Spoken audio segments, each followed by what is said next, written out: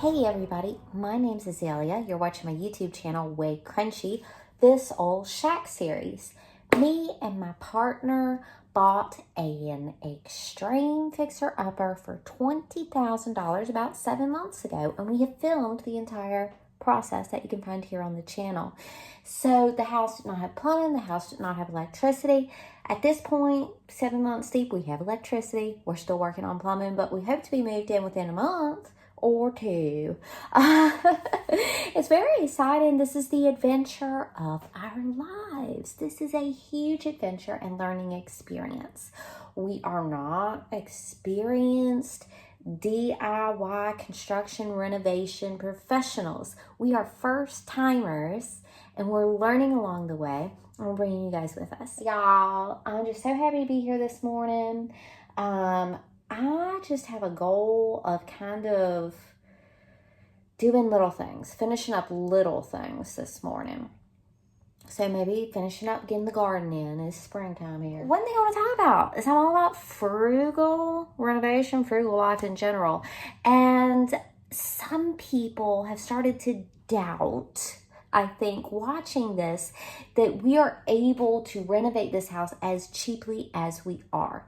One thing I want to bring out and talk about real quick at the beginning of this video is that the cost of living in different areas, in different states, in different cities, rural versus urban, the price, of real estate varies extremely. The price of contractors, plumbers, electricians, windows varies extremely. So if you're looking at this house and you're like, there's no way they're doing this debt-free, frugal, that girl doesn't work full-time, how's she paying for this? It must be the boyfriend. No, it's not. A great example of this is someone commented and they were like, oh, new windows, you want energy efficient windows, that's going to be $1,000 a window. Maybe where you live, it's $1,000 to get energy efficient windows installed. Where I live, it's $500 to have an energy efficient window professionally installed. If you are looking for a simpler, freer life, maybe think about moving somewhere else. Like if you're really serious about it. Years ago, I went through a divorce. I had my 2 little children. I wrote a book about that. Find that in the description below. But I was living in this small, affordable city where I still live, surrounded by very inexpensive rural countryside. And one of my thoughts when I was planning on rebuilding my life was moving back to the city where I had lived for 10 years. I had lived in the capital of Virginia, Richmond, Virginia, for 10 years. Most of my friends on earth still lived there. I thought, oh gosh, I'm divorced. I got these 2 little children. I'm starting over. Maybe I should go back to my city home. And so I started looking at rent. I started looking at buying houses. At that point, I was thinking about doing fixer-uppers. I was thinking about doing yurt on a piece of land, finding a way to be living a freer life where you're not chained to a job, getting rid of rent, getting rid of mortgage. I knew that was our destiny. And that was not going to happen for me with my budget, with my time frame, with my endeavors in a bigger city. So I stayed put where I could afford to do a fixer-upper. For me, part of the dream house experience has always been dream garden experience as well. That's what I love. That's a passion. So one thing on frugal note, starting your own seeds, growing your own plants is going to cost, God, 1/10, maybe less than buying plants that have already been grown. So grow yourself some seeds. Nasturtium, tomato here. I've got this little garden area right here by the sidewalk, trying to grow a living fence up here. Got some climbing beans coming up, a little marigold over here, loofah, nasturtium, sunflower. So these things are going to fill out. My daughter's name is Zinnia, so you'll know I'm going to be planting up some zinnias.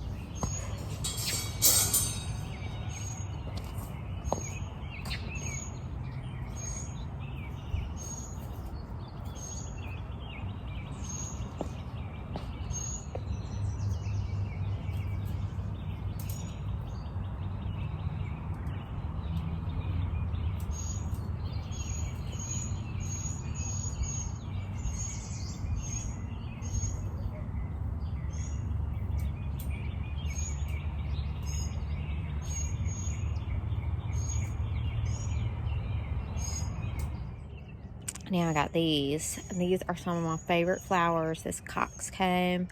I love it so much. It's one of my signature flowers, I feel like, from back when I used to have big, beautiful gardens and houses, much like I'm about to do again. Azalea's making a comeback. Yeah, so I definitely want these in a star spot. So the thing about these coxcomb is they don't like to be started and then transplanted. You just got to plant them right in the ground, and they're little teeny tiny seeds, and so you just got to put them in and pray.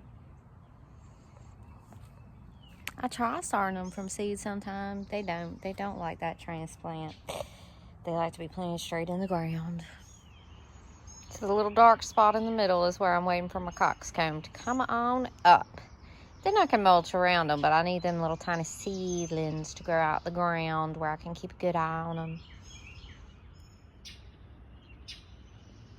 Some of these I planted in the ground not too long ago are starting to come up. Let's look at those little baby sunflowers.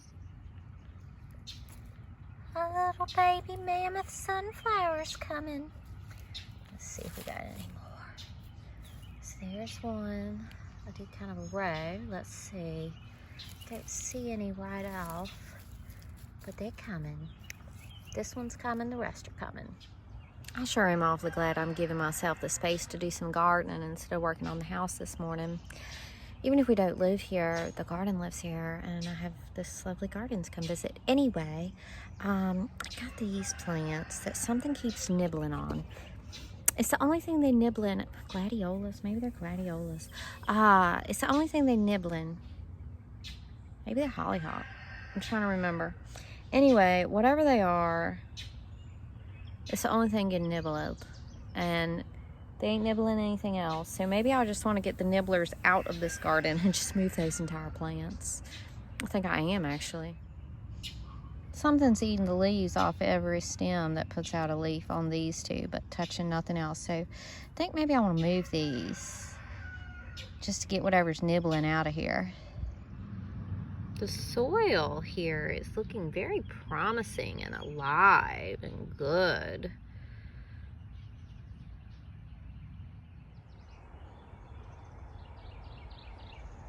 I done put in an entire rock walkway. Gardening's my happy place. I talked in my last video here at the Fixer Upper. Sometimes I struggle with anxiety and panic disorder. Anyway, peace and meditation and mindfulness for me is garden time. Garden time.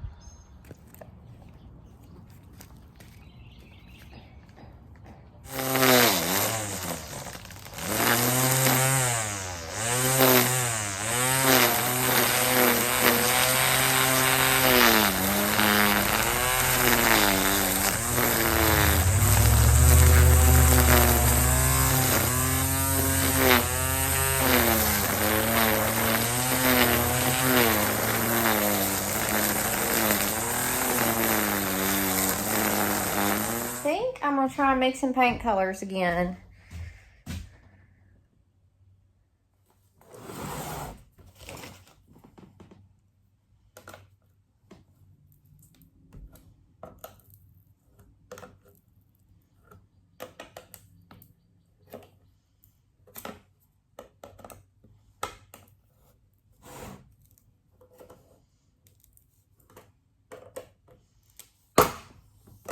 I've actually never opened this can of paint.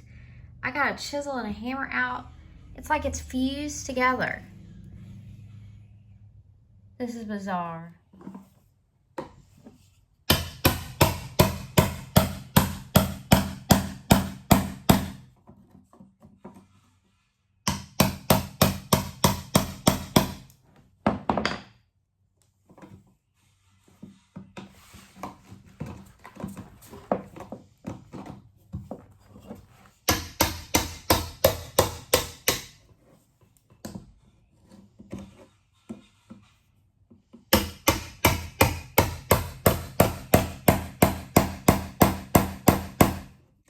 If it's not one thing, it's another. The paint is in there. I'm gonna find an empty paint can to put this in.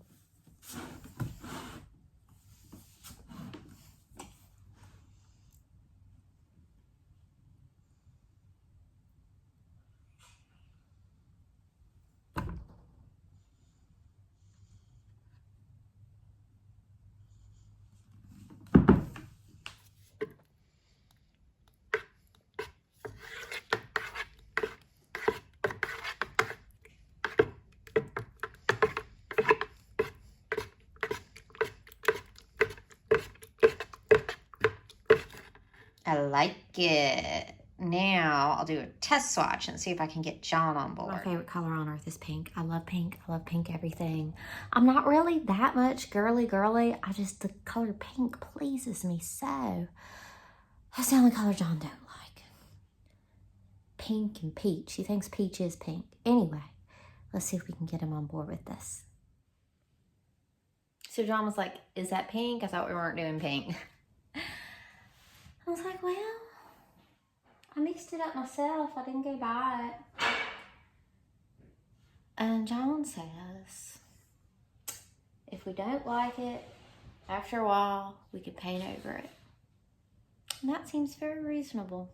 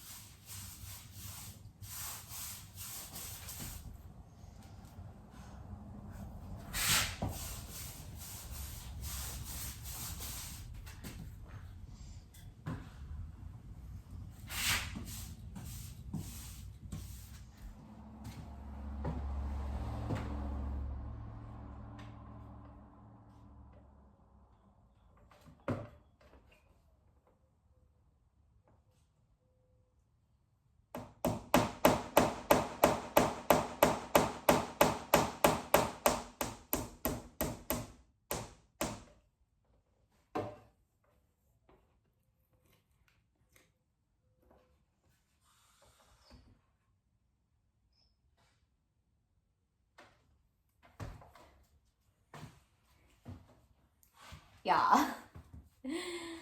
I really like this house. I like this house a lot. Here, get a video. Yeah. John, I love the house so much. It's really come together. It is. Do you feel like we've always lived here? No. Do you feel like we lived here in a past life? Yeah, maybe. Probably not this house. Our past lives were probably like more ancient, I guess. Light of a new day. The pink looks equally as wonderful. I love it with the green in this painting. I love it with the green over in the bedroom. I love it with the yellow in the living room.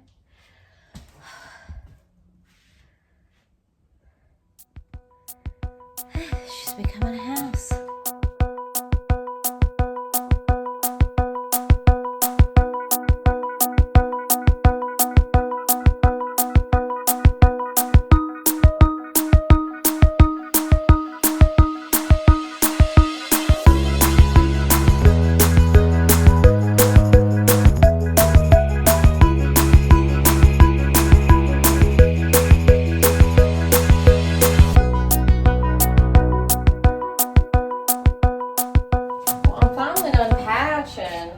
This wall. The patch worked great. It's really good. I'm gonna put a coat of white on here and that's gonna be done. I'm still gonna have to fix the ceiling, but it's mostly fixed. So it's time to put that white coat on and I can't even believe it. It's gonna look amazing.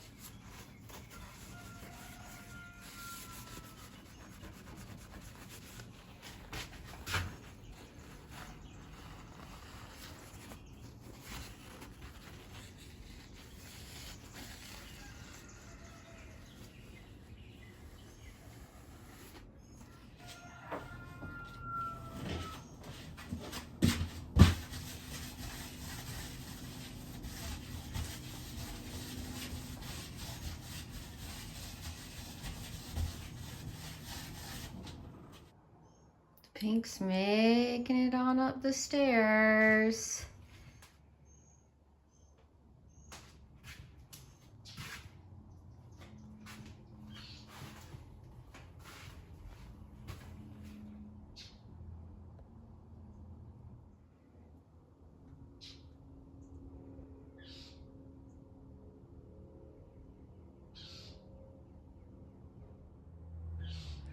Well, I got paint on my cheek, paint on my lips, and paint in my hair. But it's it's so much cleaner and fresher and brighter. Look, I mean, I'd take a soak in this tub. I mean, almost. Almost. Gotta clean it up a little bit, but it's fresh. It's fresh looking, y'all. It's done come a long way. Look how good and white. Like, so the kids' room is painted. The bathroom is almost there. You can kind of get an idea of what it's going to look like. This fresh little eclectic farmhouse vibe. You can kind of tell what it's going to look like. Wow, this is the first time I've looked at this angle.